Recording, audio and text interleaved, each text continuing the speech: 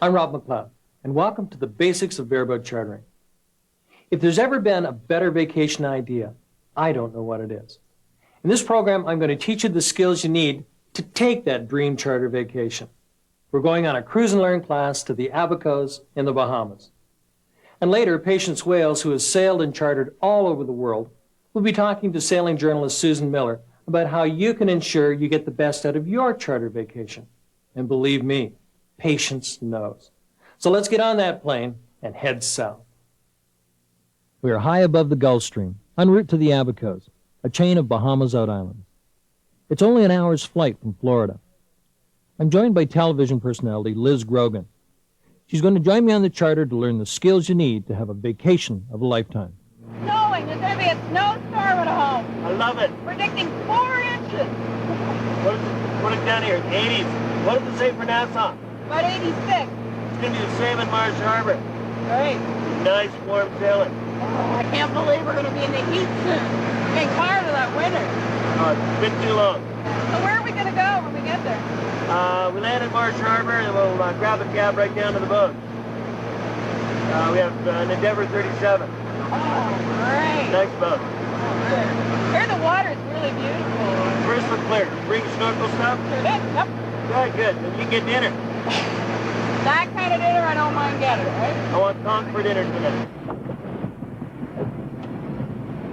Nice landing, Tim. Yeah. All right.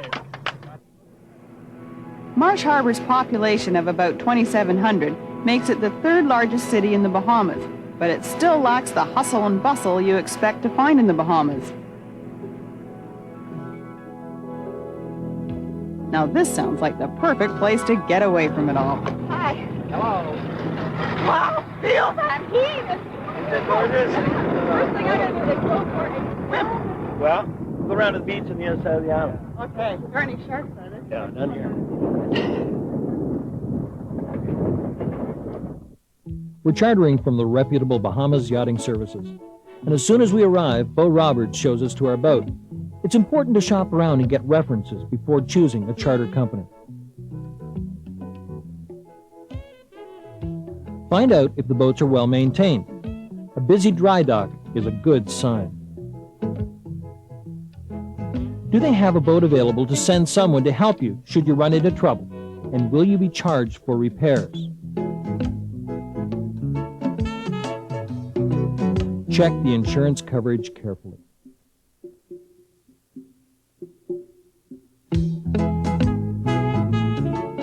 If you're going to be the skipper, a good charter company will ask you for sailing credentials before you book and test your skills when you arrive.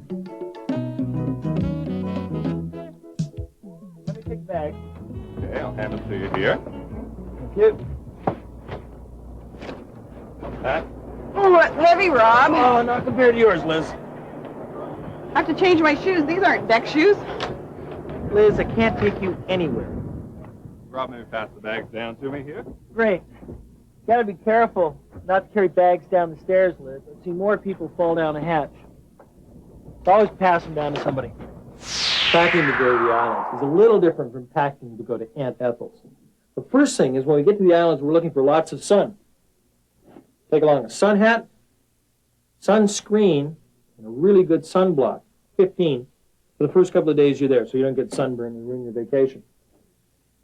Pack at least some of your clothes in a plastic bag. This is going to keep them dry. Things get wet on a boat. And, of course, the obligatory ugly shirt for going ashore. Your toilet kit should be in a soft-sided bag, vinyl lined in case anything spills on the way down. There's nothing worse than smelling like Chanel No. 5 for the whole trip. Unfortunately, the brochures promise sun but don't always deliver. So take along a warm sweater, foul weather gear, that sort of thing. And everything will be packed in a soft-sided duffel bag that can be rolled up and stowed away when you're not using it. Now remember to take proof of citizenship with you. A passport or birth certificate may be required just to get through the airport. And finally, short shorts and bathing suits are intended for the beach. Be respectful of the locals. Dress appropriately when you go into town. All set, ma'am? All set. Now can I go for a swim? I'm going to take you to the nicest beach you've ever seen. Okay, great. Yeah. Liz? Food's here. Whoa. Look at this. Rob, where are we going to put all this stuff? Are we going for a month? Bareboat charter means the boat is chartered without captain or crew. Everything else is supplied. Provisions are extra. Some charter companies will send you a provisioning list in advance, so it's ready when you arrive. Or you can shop for yourself. Lobster on steaks. Lobster, all right. Shish kebab. Barbecue. We're going to eat better here than we do at home. Stowing provisions has to be done thoughtfully and carefully. Everything must be secure. A loose tin of beans could become a missile in rough weather. If you have refrigeration and an icebox, keep all the main meals in the refrigerator and snacks and drinks in the cooler, so you don't open the fridge too often. A block of ice at the bottom and ice cubes on the top will keep things cool. Okay, where's the paper towels? You go. I know where they go. This is really hot stuff. Now can I go for a swim? No, we've got to do boat checkout and chart briefing first. Oh, This beach is worth it. I'm exhausted. Part of the boat check means having sufficient safety equipment and tools on board. Robert Sweeting of BYS has come on board to explain what the equipment is and how everything works. What do you get in your bag of tricks? Oh, I got binoculars there, and then we also have oil for the engine, spare oil for the engine, and there's also a few tools here, which consists of screwdrivers, pliers, just emergency tools. I know how to in case fix an there's something. engine. You do? Yeah, well, Rob we told don't expect you to do a whole lot, but there is a few things. There's also flashlight, there's spare batteries, and there's some parallel rules if you get lost someplace. Okay, they work. Okay, let's go down below and check some things out, the engine and the operation of the head and things of that sort. They're really important things. Really important. Okay. A good charter company will give you a thorough checkout on the boat. Don't be afraid to ask questions to make sure you are completely familiar with the equipment. Robert, I've never seen a panel of buttons like that before in any other kind of boat, but I think you better tell me what they are before I do something dangerous. Yes, they're very important. First of all, we have the battery switch here. So you alternate. One night you put it on battery number 1, and then the next night you put it on battery number 2? Yes, and you always do this after the engine is stopped for the evening. And you put it on both when? Just before you start the engine the next morning. So what about all these other switches? Okay, they're simple on-off switches, very easy to use. You can just leave them on or off, so long as you control the battery switch. They're very easy to use. These switches control the electrical power for such things as lights, electronic equipment, and water pumps. This switch is a timer for timing the refrigerator when under power. That brings us to another essential piece of equipment, the head. Bring the lever in the up position, flush until it's clean, and then pump about 10 times to make sure the lines are clear. And then Make sure the head is working and that everyone on board knows how to use it properly.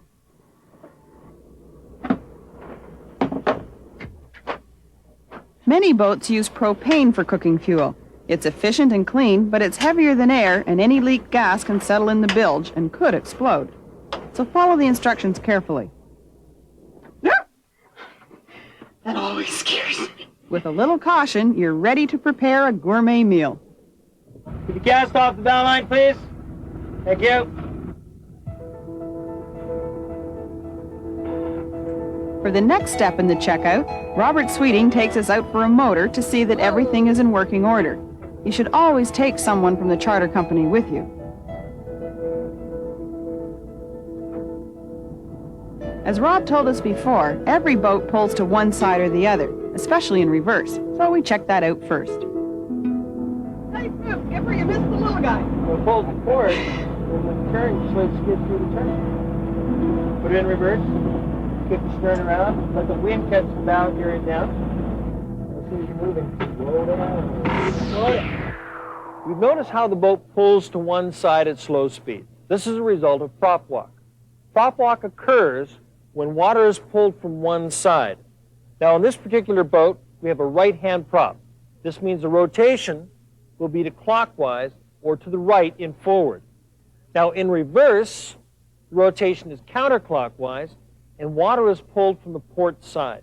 That means prop walk will be to the port side.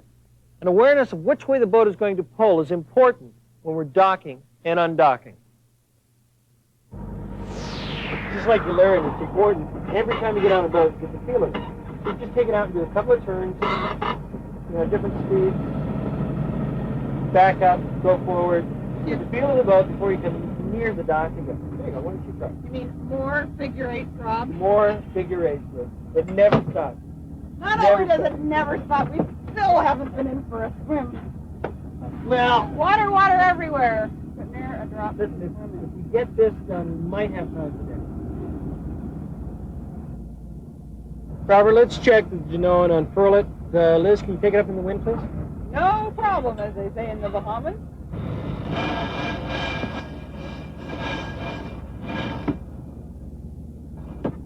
Pull back in, Robert. I'm checking to make sure the roller furling line winds smoothly onto the drum and doesn't get stuck. Good. Rob, that sure is a lot easier than raising and lowering halyards. Oh, it's very civil.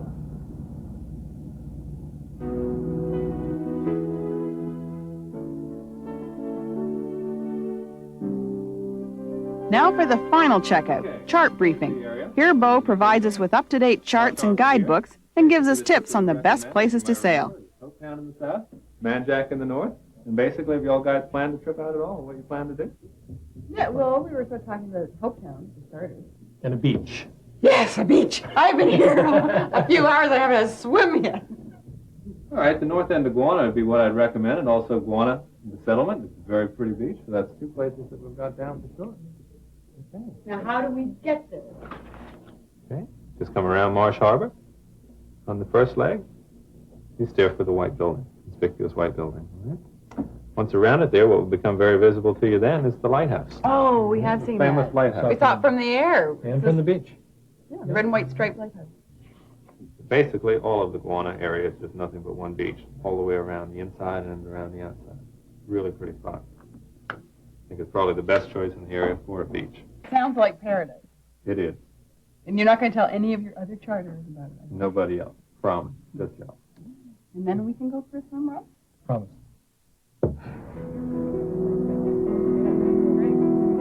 Hey, hi. We're ready for this. I've invited my Bahamian friend, Ed Malone, who lives here and grew up sailing in these waters, and sailing journalist Susan Miller to join us. Okay, and I'll take these down. Okay. Hi, welcome aboard. Well, I finished my half of the boat. More work. It seems there's always something to do on a boat other than sailing. Finally, we're off to Guana Bay with dinghy in tow. We'll need it to take us to shore to explore the islands, and it's also important in case of an emergency.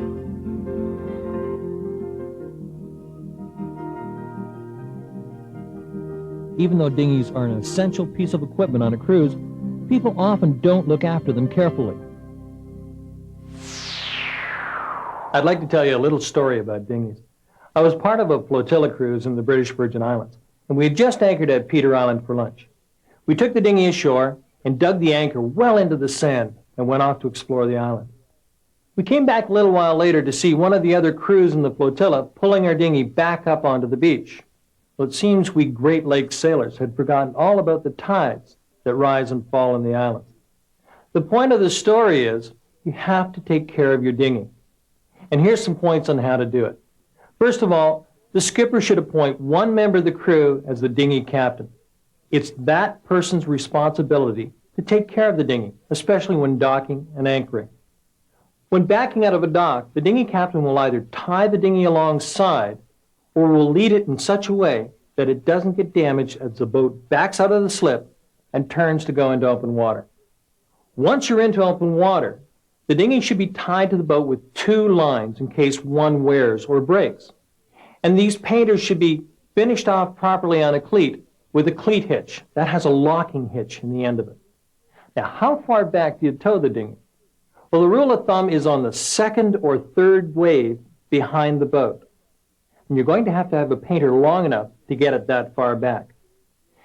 The dinghy should be on the same part of the wave as the boat, so that if you're going down the wave, the dinghy's going down the wave. If you're coming up a wave, the dinghy is coming up the wave as well. And that's going to keep from putting too much strain on the painter or having the dinghy crash into the transom of your boat. Now, when you're docked, most charter companies recommend that you lock the engine to the dinghy.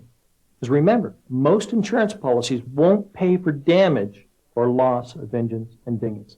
So it's your responsibility, and all it takes is a little care and attention.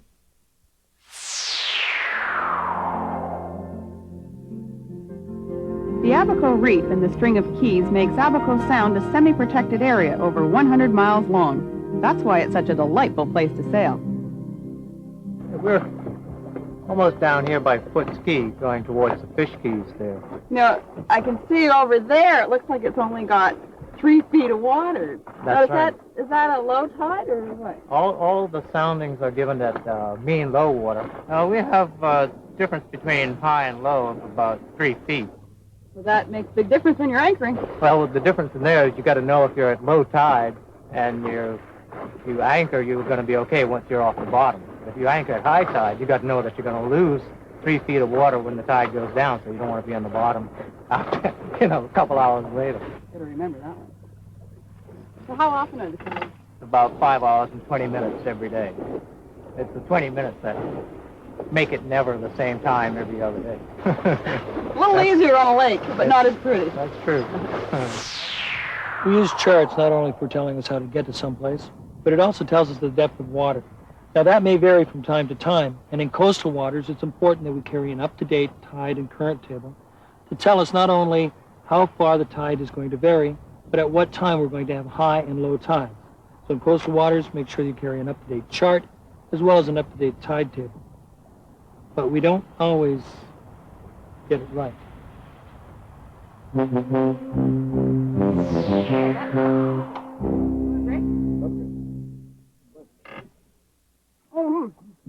I've been reading the guide in the weather section. It says that you can get a lot of gale force winds here in the wintertime that last for several hours. Well, we got the prevailing winds here are easterly trades. But you can get a norther come in, and the winds can really blow for a few hours. I've had to hole up on an anchorage, overnight, wait for the next day, weather clears, and you're sailing again. So how can you tell whether there's a storm coming in other than seeing those ominous black clouds? Well, we've got fair weather clouds today. They're white, they're nice and fluffy. And the height of the cloud, from the bottom to the top, is less than the height the cloud is above the ground. Once the height grows and gets darker, then you got a cloud that's developing into a storm cloud. You want to watch it pretty carefully. So for today, those clouds look okay. Fair weather clouds, they're gorgeous. Great. I'll get my swim yet. It's important to watch the sky because the clouds will tell us whether the weather is going to deteriorate. Now, there are two major types of weather systems, warm fronts and cold fronts. But the more violent weather is associated with the cold front, and that's what we'll deal with here. As the colder air forces itself in under the existing warmer air, the warm, moist air is forced up, it forms clouds. The more abrupt the movement in, the more violent the weather associated with the front. Way ahead of the cold front, we're going to see fair weather or cumulus clouds. These indicate a nice day until they start bunching together. And as they bunch together, they'll form altocumulus, which is an indication of rain. Closer to the front, you'll get cumulonimbus, which are the storm clouds and the large thunderheads that we see. And behind that, we'll get altostratus, or rain clouds. And we'll have rain continuing along the edge of the front. It's important to keep an eye on the sky to see what the weather is going to be over the next day.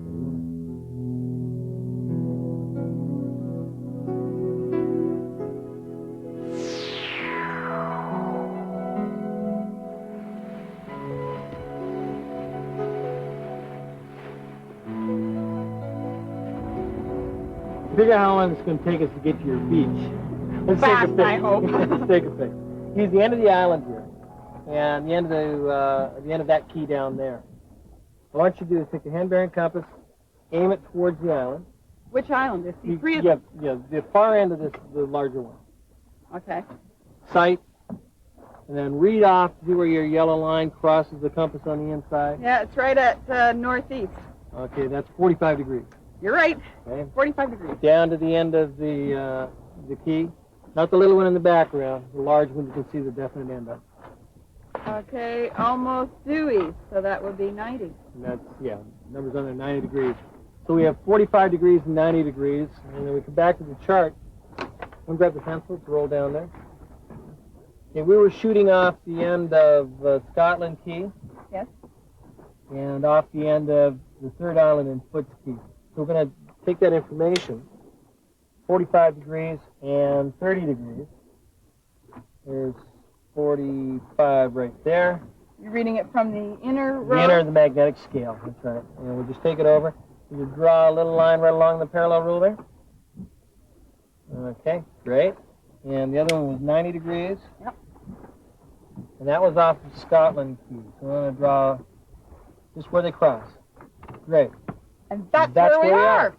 Good. I And sure we're hope going you're right. from there to there, and that puts us about 5 miles away from the beach. And we're traveling how fast? 3.5, 4 knots.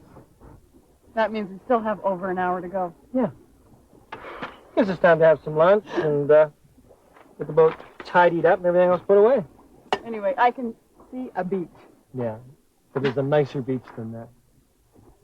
I'll take any beach at this point. No. You wanted the perfect beach.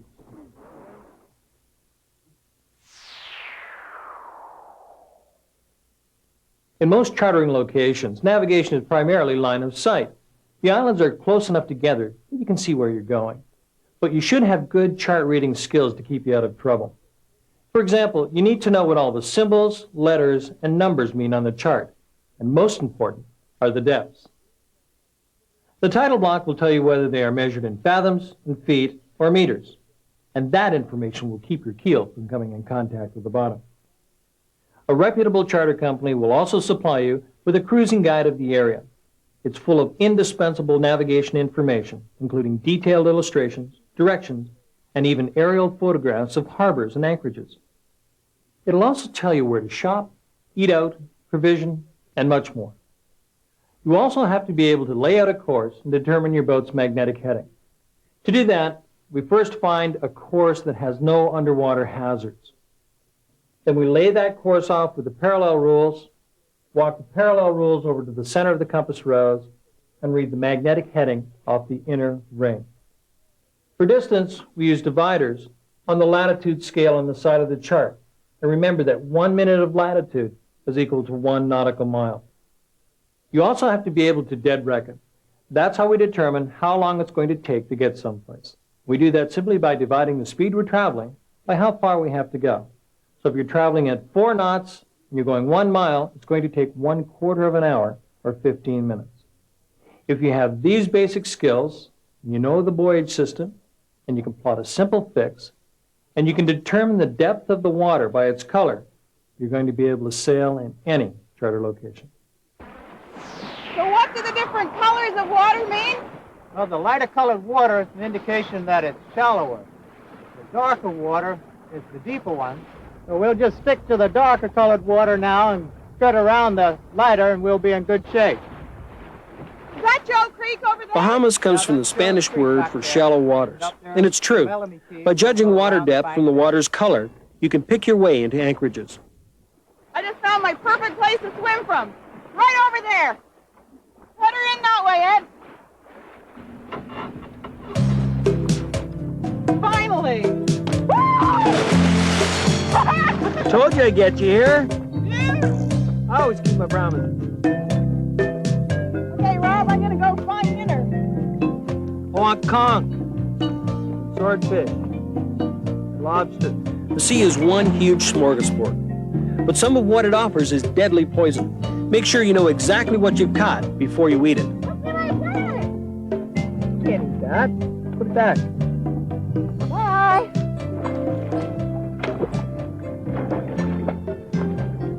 Before Liz gets too carried away with her swim, we have to make sure we're securely anchored. Hey, Ed. Can we take it up here now? Okay, hard to starboard. Here we go. We'll drop 2 anchors, making sure the first is set with the right ratio of rode to depth. Okay, let's put it in reverse then, Ed. Okay, here we go. go. Back in reverse now. Set it in. Set down nicely there. Just let it roll back nice and easy. So how deep do you think it is here? Oh, 10, 12 feet. So we let out about 5 to 1, around 60 feet. Yeah, 5 to 1 is the minimum. To set the second anchor, we motor forward, drop the anchor, and then reverse to set it at a 45-degree angle to the first, so the two roads form a V with the boat at the bottom.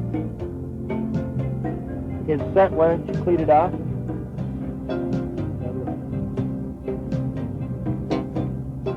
Okay. There's only one thing left to do. That's right, we have to go check the anchor. Guess who's going to do that? I was testing. Uh-huh. I don't really want to do this. We're going for points, Liz. 1, 2, 3.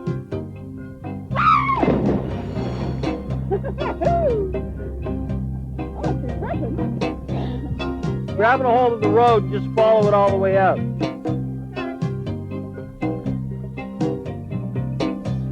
Making sure the anchors are firmly set in the bottom is not such a bad job, and it gives you a chance to check out the underwater population.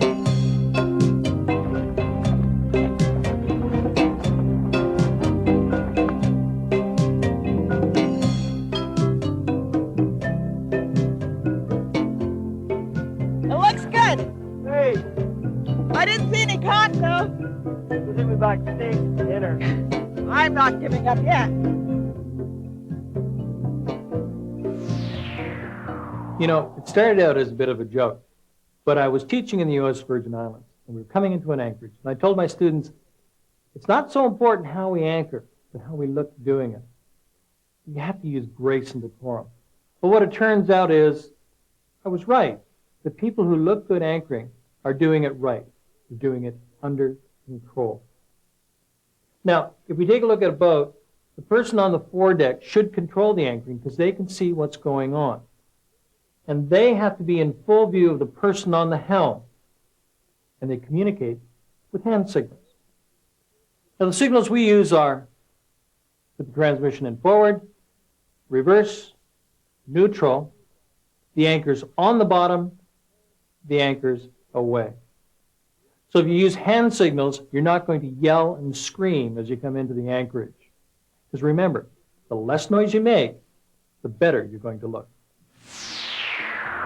I think I'm going to go windsurfing for a while. See you in the water. Now I know why they say I'd rather be sailing. Here it is.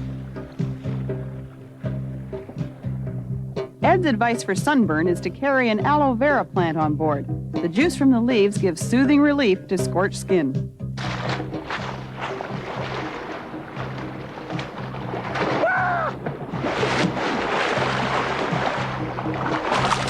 And you call yourself a sailor? Rob, look, there's a manta ray. I've never seen one before. Look how wide it is. How wide do you think? I don't know, about 6 feet long, I'd say. Look at the size of his mouth.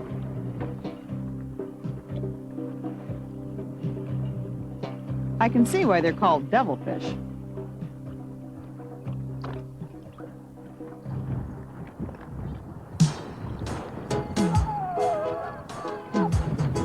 I'd say this is a perfect beach, wouldn't you?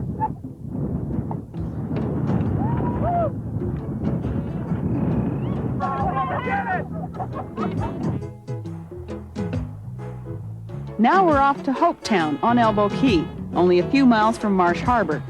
It was originally settled by Ed's Loyalist forefathers in the 1780s, and his family's lived there ever since. Half the fun of chartering is exploring and experiencing the character of these small outports. It's like slipping back in time. Say good pina colada. Often, when you're island hopping, you're visiting new nations, so you have to check in with the local authorities. Visiting a foreign port requires following the protocol for clearing customs and immigration, just as if you were driving in or flying in. Now, first of all, you want to carry the appropriate flags. You already have the flag of the country of registry of the boat flying from the transom. And then we raise yellow quarantine flag, or code flag Q, from the starboard spreader, and it flies there until we've cleared customs and immigration. Actually, some harbors will have an area marked off with a Q that you'll anchor immediately upon entering the port. Next, either the customs official will visit the boat or the skipper will go ashore. The skipper is going to have to report to the officials a full list of crew names, birth dates, birthplaces, and passports. In some countries, a visa will also be required. And then, of course, there's filling out those customs forms. Once we've cleared customs and immigration, you lower the Q flag, and it's replaced on the starboard spreader by the courtesy flag of the country we're visiting. Now, make sure you check out all the entry procedures for any country you're thinking of visiting, because after all, you don't want to run into problems after 1,000 miles at sea. The fact that we all survived and lived to be friends again. I'll drink for that. Is there any way you can sort of kidnap us or hijack the boat so we can stay a little longer? We can certainly try. It's kind of captain I'd like to have aboard. Oh, that was wonderful. At last. Hi, I'm Susan Miller. I hope you enjoyed sailing the Abacos with Rob, Liz, Ed, and I. We had a great time. Next in the program, I'll be talking to Patience Wales about a lot of the issues we didn't touch on during the cruise. Among them, choosing compatible friends to charter with, selecting a cruising area, and making the most of your time away. Patience will also address some of the concerns she hears from sail readers who are a little nervous about bareboat chartering. She'll deal with everything from big boat handling to fears of sharks. Having been everywhere, she's a mine of information. I know you'll find her fascinating and informative. She caught up with us, myself and the video crew, while we were filming in St. Lucia. St. Lucia is a tropical gem in the Caribbean Sea, famous for its twin volcanic peaks, the Pitons. The steady trade wind which sweeps across its sparkling waters, the sunny skies, and spectacular anchorages make it a sailor's paradise. The island nation is rich in charm and beauty. Lush rainforests top its mountains, and colorful flowers gild the countryside. Its people are warm and friendly. We are guests of the Moorings, a top-class charter company which has bases in many locations, including the British Virgin Islands, Baja California, and the South Pacific. Its St. Lucian base is Marigot Bay, a beautifully protected harbor on the west coast. From here, charterers sail through the chain of windward isles that stretch from Martinique to Grenada. I talked to Patience while perched on the hillside above. Patience, I understand you bareboat chartered everywhere. I've been chartering since the beginning of time. I am the Eve of Adam and Eve of chartering after the fall. I want you to understand. I've been chartering since the late 1960s when I came back from having sailed around the world for 4 years on a small boat, and bareboating was just beginning, and have chartered all over the world, from Australia to the Caribbean and back, and I have chartered on lots of different kinds of boats. So I feel as though I have an understanding for the kinds of problems that people get into because I've been in them all. Whatever mistakes that you could make, I've made them all. And I also feel that I have some understanding for how wonderful it is, because it's still wonderful. That's what's astonishing about bareboating. It's still wonderful. After all these years, it sounds like a very long marriage, and in a way it is. What is the strong attraction to bareboat chartering that you have, that we both have? Bareboating, one of the major attractions in bareboating, you can just look around you and see. There's a predictability to it that is exquisite. You've got the trade wind is more steady than any other wind in the world. It's beautiful. You've got enormous sky. It smells good and it feels good, and your body feels as though it's more alive than it is at any other time in your life. So there's that part that's predictable. And then it's totally unpredictable. There's an adventure around every corner. You might see a mongoose. I mean, you might not want to see a mongoose, but you might see a mongoose. You surely will see the most wonderful fish and underwater life that you can imagine. And the fish are never the same fish. And when they are the same fish, that's fun too. But the fact is, you never know what's going to happen. It's a mini adventure. It's a safe mini adventure. How do you ensure your charter vacation will be everything you hope for? A huge factor in ensuring that a charter vacation is successful has to be what you do beforehand. And I'm talking about planning at home, when it's cold, when you're not committed, when your dear friends are still your dear friends because you haven't been chartering with them and they were the wrong people to go with, and when you can sit down rationally and make decisions about the kinds of things that you're going to sit down and make decisions about irrationally later if you didn't make them at home rationally. I agree with you. Choosing the right friends is the first important decision. How do you go about deciding who to charter with? It's sort of like the upstairs cat and the downstairs cat. When I choose people to go chartering with, I want to make certain that they're the kinds of people that, A, will enjoy being on a boat, and B, that I'll enjoy being on a boat with. And lots of times, the friends that you have at home, you find, at least I've found, are great at home. I have a dear friend, a dear, dear, dear, dear friend, who is a poet. And she is in certain age. She's into good middle age. She has the skin of a 12-year-old because she's never been in the sun in her whole life.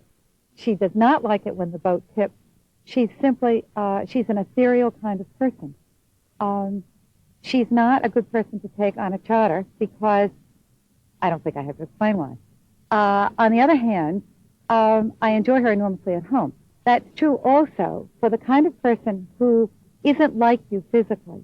For example, what I like to do when I get on a boat is get up early in the morning and start moving. I like to go swimming, I like to go walking, I like to go for a row or a sail. And if you slob, like to lie slug-a-bed until noon every day, we probably shouldn't go chartering together because it would enrage you that I'm making so much noise, and it would enrage me that you are wasting your life by sleeping it away. Now, we can compromise. We can say one day we'll be slobs or we'll be slug-a-beds, and the next day we'll be active. That would work. There are lots of ways to make a compromise. What else should you discuss with your friends beforehand? The next one is sailing. Now, my idea of a bareboat charter vacation is to do some sailing and some sitting. If your idea is to sail, you want to get up in the morning, you want to go anchor, you want to sail to lunch, and then you want to have lunch, and then you want to drop the anchor and have lunch, and then you want to pull up the anchor and you want to sail all afternoon, please choose somebody else to go chartering with. If, on the other hand, your idea of chartering is to sit on your behind for a week or 2 weeks and to virtually never sail at all, to, in other words, live on a boat, but not use it as a sailboat, I don't want to go with you either. What I'd like to do is do a little bit of both, maybe heavier on the sailing than some people. Neither way is right. Again, it's not a question of wrong or right. It's a question of deciding beforehand roughly how much sailing you're going to do. Another issue is who's going to be the skipper. Usually the most experienced sailor signs the contract with the charter company. That's the person who should be skipper. Now, if that person is skipper in that particular sense, but the other people on the boat feel as though they too have equal responsibility, a good way to do it is to have skipper of the day, skipper of the week, skipper of the morning, skipper of the afternoon. You can set it up in all kinds of different ways, but just set it up beforehand so that, again, there is not unhappiness when you get down there. Another thing that's really important to think about on a bareboat charter is the whole matter of privacy. No matter how big the boat is, it's still a sailboat. Everybody has a little space, should have a little space, no matter how many there are of you or how small the boat is or how big the boat is. Do not dribble yourself about the boat. Do not. I mean, I could say this absolutely rigidly. Do not leave your socks at somebody else's bunk, your shirt hanging in the galley, your hat dripping in the main saloon. Don't do it. It will cause class action suits to ensue. It enrages people because you're stepping on their space. Good point.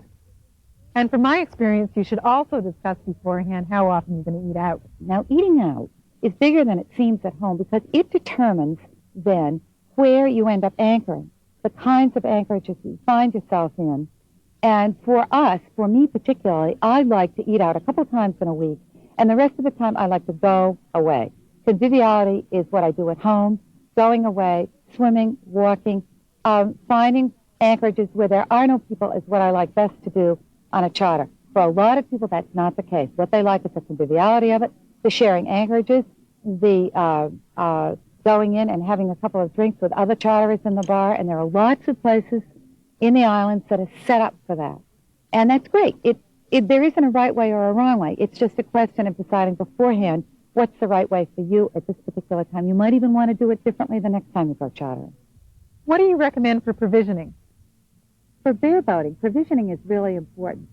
And overall, what I think is smart is to be provisioned by the charter company, take their provisioning, either full provisioning or split provisioning, and to bring the kinds of goodies from home that you want to bring. Peanuts, because you eat a lot. I mean, that's one of the good parts. You eat a lot on a boat, and you should be surrounded by opulence on a bareboat. You should bring all the good things from home, as long as they're not fresh. Tinned peanuts, smoked oysters. I start to drool when I think about it. All the things that you really enjoy most, you should bring with you. Now, that also means one more thing. It means that you should bring limes with you. Bring a pocket full of limes, because most islands will let them in, and you can never be sure if they're in season when you're down there. And rum without limes is just not right. It's not moral. You shouldn't have rum without limes. And then there's the chores. How do you and your friends decide who's going to do what? My husband and I, for example, he is the world's worst cook, the worst cook, but he's wonderful with dishes. I mean, he is the best dish doer that ever lived. So when we bareboat charter together, clearly I cook, he does dishes. The other couple that we go with often, he's a wonderful cook and he loves doing dishes. So he does the cooking and she does the dishes. It works out very well. There are lots of these jobs on a boat. Who gets up in the middle of the night to check on the anchor when a squall comes through? Who does the anchor work in general? Who cleans the anchor when it comes up all ooky? That's part of the whole anchoring mystique. Who has to go ashore to pick up the people who are ashore when it's raining? Who concerns him or herself with stowing when a whole lot of groceries come aboard and somebody's got to stow the stuff? Who goes to get ice? Who concerns himself with planning needs?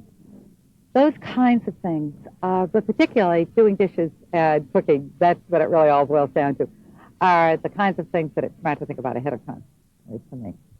One of the wonderful things about bareboat chartering are all the chores you don't have to do, that you would have to if you were on your own boat. You don't have to deal with the outboard when it doesn't start. You don't have to deal with the anchor road when it, God help us, when it chafes through. You do have to deal with it when it chafes through and you're going at 6 knots with the anchorage. But you don't have to deal with most of the kinds of things. You run out of propane, someone brings it to you. The outboard won't start, someone brings you a new one.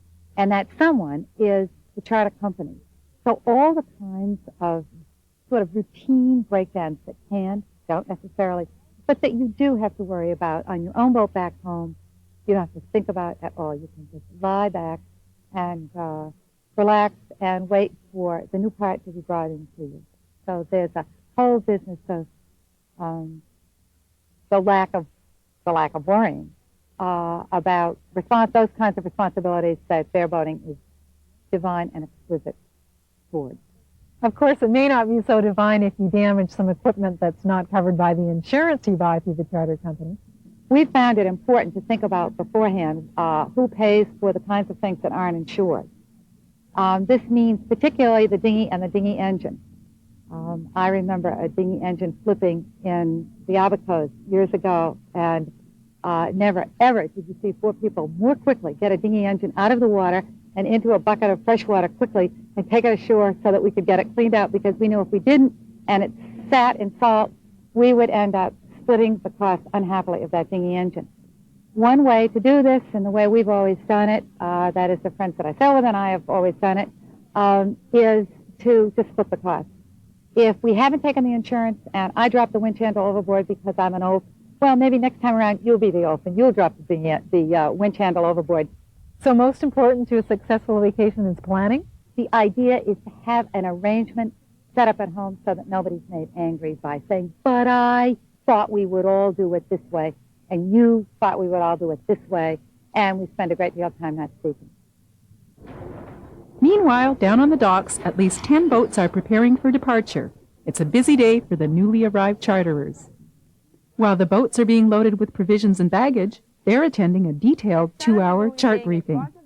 Customer Services Manager Myrna Marcelin is full of excellent tips and good humor. Growing on it.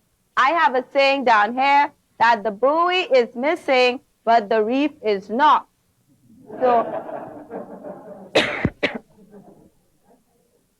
if you remember that, then we should have no problems at all, okay? Following this, the tender takes the charterers to the boat dock, where there's plenty to do. The skippers are given a detailed rundown on every aspect of the boat's operation, while other members of the crew do a number of errands. There is a general air of excitement and anticipation. Very proud. Yeah, he says, cover up. All the time. He said, I burned and peeled the very first day and have not taken my shirt off since. Well, we bought $300 worth of sunscreen. We'll use every penny of it. From our inquiries, the charterers seem to have planned well, and no doubt they're in for a wonderful time. About an hour and a half. We have a group that we've sailed with now of about 8 people. Each of us happens to own a boat, and we sail from at Lake Erie. And we generally get together 2 or 3 times and work out an itinerary, what we plan to do, and then always try to find someone who has made that sail before. We're compatible and we have a good time. You know, I think that's real important. The people better get along first. So it's nice if you know them first. And we've gotten along with these people for a good number of years, and we know them too well, probably. But 4 people on a boat is nice. This time we're going with 6. First time, but we're all very close friends, and I don't think we'll have any difficulties. But you'll be the first to know. This may sound silly, but we pick friends that we don't see a lot of so that we can spend a lot of time visiting with them and catching up with them. And if it doesn't work, it's not like we've made an enemy of our next-door neighbor. But it did work, so we feel that we just fine again. And we picked them because we figured we could get along very well with them. We do have similar tastes and ideas about what we want to do. Well, the sort of sailing that the group likes to do each year has gotten to be more and more gung-holing, shorter and shorter open water sailing. 4 or 5 years ago, we took long trips. We did a delivery in Mexico.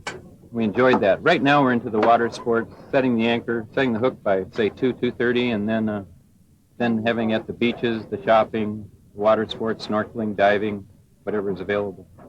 We're looking forward to a little bit of sailing with less crowded anchorages, a little bigger water. To delegate the duties, I just ask for a volunteer, and generally I have one. If I don't, I appoint one. We have an interesting system aboard because you're looking at 6 captains here, would be, and so we appoint a captain of the day, and with the exception of danger to the boat or the crew, that person has the say-so for the day, and we're all subject to his or her command. Each couple is going to be responsible for cooking and cleaning up one day, and then you're off for 2. And that's always worked very well with 2 couples. We've done it. We've alternated days. And 1 cook in the kitchen is usually, or in the galleys, enough. Eating out, we usually do about 2 or 3 nights, depending on how the lobster sounds, if we can get in and get a reservation. A lot of places that have lobster, you have to get in early, reserve it, and then come back later for dinner, for the good spots.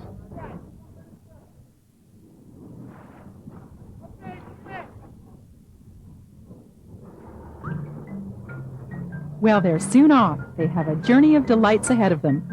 Most are heading south. Their first anchorage will be the Pitons, where they will drop a stern anchor and tie up to a palm tree.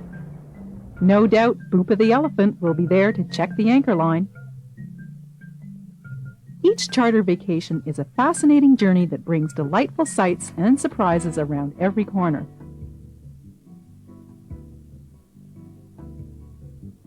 Patients, you can bareboat charter all over the world today. United States, Canada, the Caribbean, Baja California, South Pacific, Australia, the Mediterranean, to name a few places. What's your favorite area? All things considered, the Caribbean's where it's at. It's really the best place ever. It's the best place to start, and it's the best place to end in terms of chartering. It's set up for it. The companies and the people are sophisticated in the way of knowing what to expect. The boats are big enough fleets so that you can always get the kind of boat you want. And there's great awareness of what the bareboat chartering needs here, more than any other place in the world. I think I can really safely say that. There's a world to explore out there, whether at home or abroad. But I guess most of us North Americans tend to think of our winter vacation down south, meaning the Bahamas and the Caribbean. So why don't we concentrate on that area today? Where are the places to go? If I'm going to go chartering with new people, I think the best places to start are the Abacos in the Bahamas and the Virgin Islands in general, either the U.S. Virgins or the BVI, because of their geographical location. The two areas are quite different in that one is a sandy, temperate zone area, the Bahamas, and the other is a real tropical, more rocky area, the Virgins. But they're very similar in that they're both made up of chains of islands. You sail inside the chains of islands and you don't get big seas. The islands are really close together. You are never out of sight of land, and you feel very comfortable. There are hundreds of anchorages in both the Bahamas and in the Virgin Islands. So you never have to worry about being out at night, about getting stuck someplace where you can't get in. You're almost always within radio call of one of the other companies, and you just don't have to worry about anything. As a matter of fact, you don't have to worry about anything. Now, once you get a little more experience and a little more comfortable with sailing on maybe a bigger boat that you have as a charter boat, and a little more comfortable with tropical cruising, then you might come down here to St. Lucia. Clearly, someplace to come to that anybody in his right mind, nobody in his right mind who wouldn't like it. This is part of the Windward chain, and more to the north and west are the Leeward Islands, consisting of St. Martin down to Antigua. Martinique is the island that separates the Leewards from the Windwards. And you can go to either the Leewards or the Windwards. And where the islands are farther apart, right now what we've got between us and Africa is nothing. So what you've got down here are big seas. You have it's a kind of ocean cruising. You come down here and you sail for a couple of weeks. You're really talking about ocean cruising in a genuine way. Aside from the sailing, what really attracts you to this area? What do you really enjoy about it? When you talk about what's really fun, what's really wonderful, what's really memorable about spending a week or two bareboat chartering in the Bahamas Caribbean, the main thing that comes to a lot of people's minds, and mine is one of them, is snorkeling.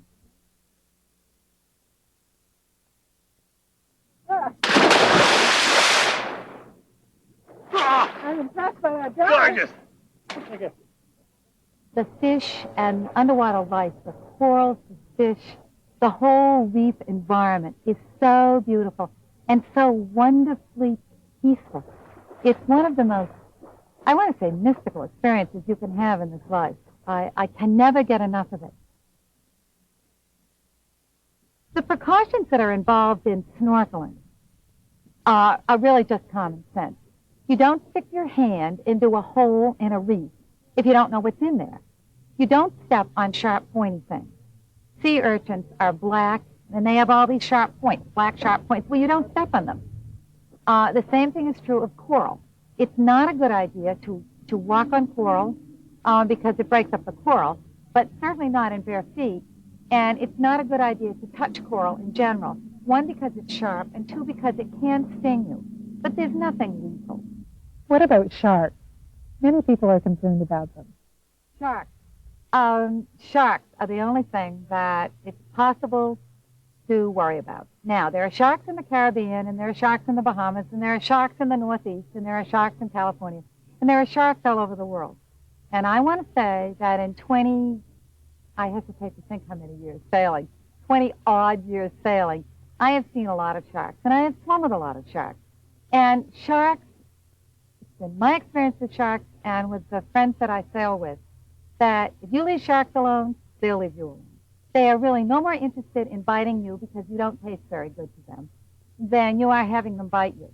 It is true that in the world, sometimes in a given year, some people get molested by sharks, But overall, it's a minute problem. I mean, people don't get, there are airplane wrecks and people don't not fly. There are automobile wrecks, people don't not drive. Well, every once in a while, a shark takes a bite out of somebody, but it is no reason whatsoever to keep from going in the water or to keep from enjoying snorkeling. Most sharks couldn't care less. Some people like to fish to supplement their diet. Any precautions? Fishing is a mixed bag. It's important to know what fish it's okay to eat, and it varies. You don't want to eat fish, for the most part, that are around the reef. If you're offshore, if you're sailing, for example, we just sailed a couple weeks ago from St. Lucia to Grenada, and we caught a fabulous barracuda, and we had checked with the people in the charter company to make sure that barracuda is okay to eat around here. It's a wonderful white flesh fish, but in some places it isn't okay to eat it, and we chomped it right down. It was delicious. On the other hand, in some parts of the world, barracuda, because barracuda feed off the reef fishes, and the reef fishes can carry ciguatera, which is fish poisoning. In some parts of the world, it's not too smart to eat the barracuda. I remember a million years ago when we were sailing in the Bahamas, and we had caught 2 days in a row these succulent-looking barracuda, and each time we'd thrown them back. So we were walking along a beach, and we met a little kid in the way you do, and we said to the kid, hi, and we talked for a few minutes, and then we said to him, did your family, thinking this was the horse's mouth, we said, did your family eat barracuda? And the kid said, oh, yeah. And we said, is it good? Is the barracuda, is it a good tasting fish? And the kid said, oh, yeah.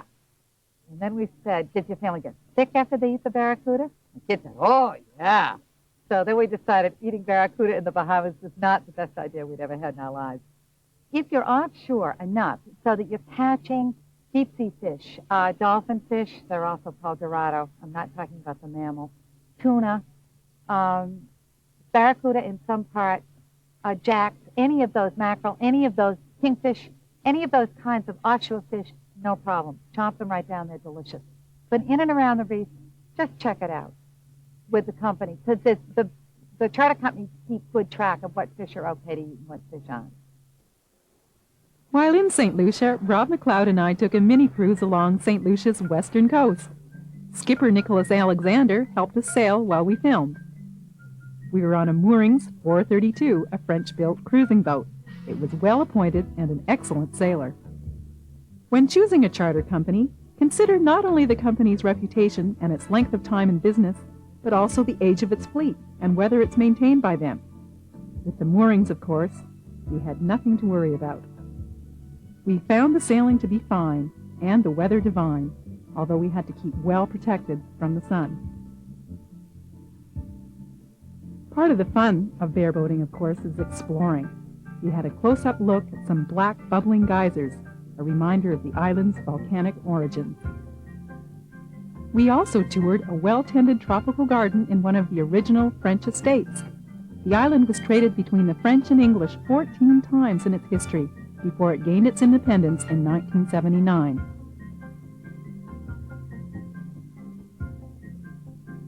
On the same grounds, we found a cooling fall of water, a welcome respite in the heat. We also visited the bustling market of Castries, the nation's capital. It's always fun to see the exotic foods and talk to the people. The local people, for the most part, are great. What they are very often on the islands in the Bahamas and the Caribbean is that they're shy. So, what I've always done, and the people that I've sailed with have always done, that seems to work terrifically well, is you just treat them just like anybody else. You talk to them about their country. Remember, these are little nations. They're not just islands, but they're countries. So you ask them about their country. You ask them about their food. You ask them about their customs. You ask them about what they do for a living. And you find out. And it's interesting. And it's fun, because you pick up all kinds of knowledge that you didn't have before. And you talk with the ladies in the market who are selling things like star apples and mazeberries and mangoes and papaya and all kinds of things that you don't eat at home. You find out, A, how good they are, B, how to fix them, And lots of times the ladies will really tell you in great detail how to cook. I mean, it's fun. It's a teeny weeny mini adventure. In terms of how to dress in these islands, I feel very strongly about this. I feel that you are a visitor in someone else's country, and you will never, never see island people, island women, dressing downtown without dresses on, or slacks, or once in a great while, very modest shorts. You will never see men without shirts downtown. It's just not done, and it's rude and insulting to dress in an unseemly and, turns out, unattractive, for the most part, fashion in somebody else's country, just as we wouldn't like them to at home. As editor of Sail Magazine, you must hear a great deal from readers who would like to go on a bareboat charter vacation, but just don't feel they have the experience required. Is that the case? A few years ago, Sail Magazine put on a bunch of seminars across the United States. And I was in charge of the bareboat charter part of it. And what I would do is that I would talk, and then the people would ask questions. And the questions broke down into several different areas, one of which perfectly reasonable questions, concerned their fear that they wouldn't have the skills necessary to come down here. I remember one man in particular who said, "I've sailed my whole life on Lake Erie. Now, do you think that I have the skills to go down to the Virgin Islands?" And I laughed, because of course, if you've sailed your whole life on Lake Erie, you could sail circles around the Virgin Islands. It's so much harder to sail on Lake Erie than it is in the Virgin. So I think people underestimate their skills. People usually charter a lot larger boats when they're on vacation than they sail at home. Was that an issue? They think that sailing on a 25-foot boat is very different from sailing on a 40-foot boat, which it really isn't. You might want to take a skipper for one day to get you used to the size of the 40-foot boat, but the principles are all the same. And they also think that because it's a foreign country, the British Virgin Islands or here in St. Lucia where we are, that somehow it's harder. It's not harder. In fact, it's infinitely easier. There's no fog. The winds are relatively steady compared to any other winds I've ever known. The weather is relatively tame compared to weather at home. You have squalls, but you see them. In general, the currents are reliable. That is, you know where the current's going to push you one way or the other, and the tides are not high. Compared to sailing in the northern United States or in Canada, it's much, much easier to sail down here. So those questions were easy to address. I suspect a lot of people are concerned about anchoring. How do you suggest they get the skills they need? In terms of anchoring, most of the boats carry a couple of anchors, 2 different kinds. And it will vary from charter company to charter company and from bottom to bottom. So the best thing to do is, if you're uncomfortable with your anchoring skills, because where you sail, you usually sail from marina to marina, ask the charter companies what the anchors are in the boat, and enroll in a sailing school for a weekend, learn how to anchor, or take an experienced friend out with you and learn how to anchor. You can read about the principles of anchoring in any number of sailing books or in any of the sailing magazines. Everybody, Sail Magazine included, does their obligatory anchoring section at least once a year. In St. Lucia, as in many charter locations, the charter company requests that you use 2 anchors. This is a sensible precaution as the winds are strong and the bottoms do not always hold well. Here we're entering an anchorage. Rob is looking for the best spot to drop the anchor, while I'm signaling to Alex the best way in to avoid the reefs. It's wise to work your way in slowly, because the skipper may have to make some abrupt turns to avoid going aground.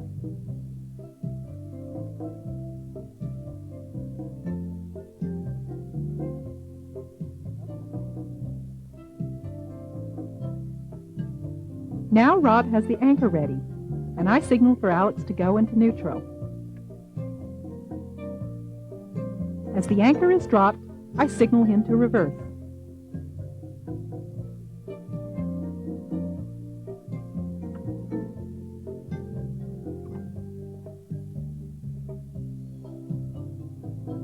Rob lets out the rode till the anchor hits bottom, and when it does, I indicate this to the skipper. Rob continues to let out more road. Then he snubs it so it will set.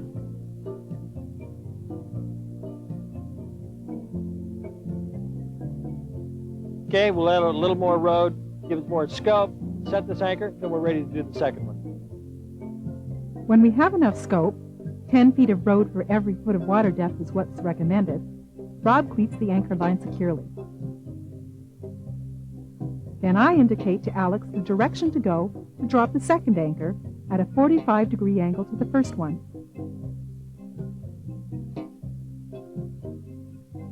Rob prepares the second anchor, and the procedure is much the same.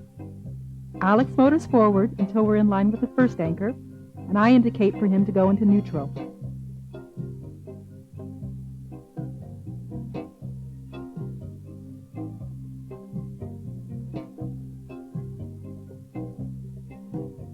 When the boat comes to a stop, Rob drops the anchor.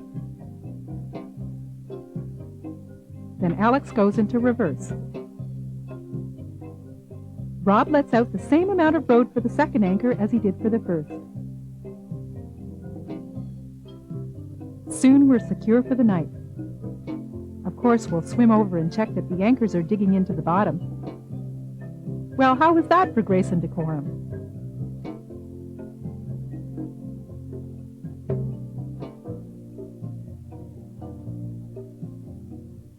What about docking? It's a little unnerving bringing in a 40-foot boat if you're not used to it. There's very little docking in bareboating. Most of it is anchoring. When you leave the dock or you come back to the dock in the Bareboat Charter Company, the company is so aware of the fact that you aren't used to handling this boat, they have a cast of thousands down there to make sure that you get off properly and to take your lines when you come back in. You tell them on the radio when you're coming back, and they're all lined up there to make sure that you don't bump. So you don't have to worry about docking. Taking a skipper on board the boat until you become familiar with it seems to make a lot of sense. But I think a lot of people are reluctant to do so, for whatever reasons. What are your thoughts on this? In order to be a skipper in a bareboat charter company, you have to be really good because there's a lot of competition and you have to be smart and knowledgeable. So anybody who comes down here to Bahamas or the Caribbean and who wants to take along a skipper, it's almost always guaranteed that it's going to be a knowledgeable, pleasant person that the company knows is going to be somebody you'd like to spend time with. But everybody doesn't know that. And one of the things that came up in one of these seminars, someone asked that question, and I was reminded of a friend of mine who has a bareboat charter company in the Virgin Islands, in the VVI, was one of his friends said to him, I'd like a skipper on board for the next week. I'd like to charter one of your bareboats, and I'd like to have a skipper for the whole week. So my friend put a local skipper on the boat. And when his friend saw the local skipper, he said, I don't want somebody from down here. Heaven's sakes, I really don't want that person around for the whole week. I'd be uncomfortable with him. And my friend said, trust me, just try it. His friend, after a week, A, invited the guy to come home with him. B, brings him to his house in Seattle, happens to be somebody from Seattle, every Christmas time. C, comes back down to the islands every year and always won't even come if he can't get that skipper. I mean, they are dearly beloved friends. But this was a perception. Because he was an islander, because he was a local, he must be in some way somebody that you wouldn't like to be around. And that's just the most incredibly incorrect perception that you could possibly have.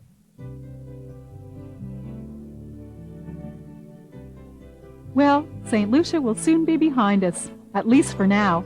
The islands, the sailing, the people, and the professionalism of the charter company all added up to a terrific experience for the whole crew.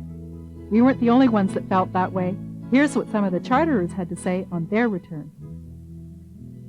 The sailing was fantastic. Really great. Had a great time. I've never experienced consistent heavy air and seas like I have here for the whole week, especially across the channel. It was great. It was great. Super. Just great, yeah. Really had a good time. And it was interesting, especially the classic to St. Vincent. That was really a great ride. And, well, you know, I've never sailed the waters down here, and the waves were pretty high, and there were some cases we measuring in the area of 12-foot swells. Some of the crew got a little seasick, but on the way back, the crossing back from St. Vincent, everything turned out just great, and they were very, very good. Oh, it was wonderful. And I'm a novice sailor, so this was a first-time experience, and it was just fantastic. The challenge of the weather and the water and the strength of the winds is unbelievable. You can't explain it unless you do it. And I would do it again. The majority of our crew was a little anxious about some of the crossings. This was a little windier than British Virgins. The whole, tropical paradise was just a sight to behold. It was just fantastic to see. Well, there were some neat things we did on some of the islands. We wish we had more time to do that. Yesterday we all took a warm shower in a sulfur waterfall, which was just delightful. Yeah, when we went to the waterfalls, the guy brought us a huge, what was it called? Something that starts with an S, like a sour or something. Sour. And that was great. It was great fruit, and he brought us a bunch of stuff. It was really good. I like the warm weather a lot, and I like the birds and the trees, and everything's always so warm and nice. Salt Whistle Bay was just beyond anything you've ever seen in the pictures. It was really amazing. We saw dolphins, and we saw flying fish, and we got a little rain, but that was only at night, so other than that, it was just a super, super time. Too short. Actually, too short. I think anybody who wants to do this kind of a trip should take 2 weeks. But it was a wonderful holiday, and really a great experience. I'd recommend it to anyone. We just had an excellent time. Excellent time. Enjoyed everything about it. Well, get those brochures and charts out and start planning. Charter companies book months in advance, so time is of the essence. I know you're going to enjoy your charter vacation, and it will be the beginning of a lifetime of exploration and good fun. This program is part of an excellent series called The Basics, and they include learning to sail, navigation, spinnaker sailing, bareboat chartering, and together they add up to a first-class learning experience to help you become a complete sailor. Learning to sail covers the basics of sailing and safety. Once you've mastered the skills on this video, you'll be able to sail a dinghy or keelboat with confidence. And every sailor thinks about sailing beyond his own territory. Well, in navigation, we sail some of the most beautiful cruising grounds in the world, and we teach you the skills to explore those new horizons yourself. And we all think of that idyllic vacation, sailing some turquoise waters in some far-off paradise. Well, in Bareboat Chartering, we teach you how to do it. My co-host is world sailor and charterer Patience Wales. And believe me, Patience has sailed everywhere. In spinnaker sailing, you'll learn how to master that tremendous sail that gives you the power that you really want. And you'll also learn how to use a cruising spinnaker. Your host is Tom Whidden, America's Cup sailor, and Dennis Connor's tactician. I know that these 4 videos are going to be a much-used reference in your library. And they're a great getaway, too. I mean, you just put your feet up and watch and indulge your sailing dreams. We've also produced 4 books to accompany the video series. They're Basic Sailing and Cruising Skills, Intermediate Sailing and Cruising Skills, Coastal Navigation Skills, the 3 that I wrote, and Celestial Navigation Skills by John Perriton. The books provide a structured learning experience and are full of illustrations, theory, and exercises to let you practice your skills. The videos are $39.95 plus shipping and handling, and the books are $16.95 plus shipping and handling. For ordering information, call toll-free in Ontario, 1-800-387-8411, or in Toronto, 484-2614. In British Columbia, call the Knowledge Network, 604-660-2190. And in all other territories, call Soma Film and Video, 416-466-0822.